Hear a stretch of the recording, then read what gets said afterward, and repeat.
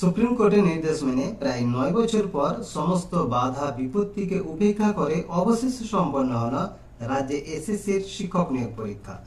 নবম ও দশম শ্রেণীর শিক্ষক পদে নিয়োগের জন্য 3,19,919 জন পরীক্ষার্থী পরীক্ষায় বসেছিলেন। তার মধ্যে অন্য রাজ্য থেকে আগত পরীক্ষার্থী ছিল প্রায় 31,000 এবং পরীক্ষা কেন্দ্র ছিল 636টি। পরীক্ষার্থীর সংখ্যা বেশি হওয়া সত্ত্বেও নির্ধারিত সময়ে পরীক্ষা শুরু হয় এবং সুষ্ঠুভাবে নির্বিঘ্নেই শেষ হয় পরীক্ষা। রাজ্যের শিক্ষামন্ত্রী ব্রাত্য বসু পরীক্ষার্থী ও আধিকারিকদের শুভেচ্ছা জানিয়েছেন। তবে পরীক্ষা সুষ্ঠুভাবে সম্পন্ন হলেও অনেকের কাছে একটাই প্রশ্ন, রাজ্যে এসএসসির নিয়োগ প্রক্রিয়া কি নিখুঁত হবে? কারণ কমিশনের ওপর যে বারবার দুর্নীতির অভিযোগ এসেছে তার উপর ভিত্তি করে পরীক্ষার্থীরা ভরসা করতে পারছে না।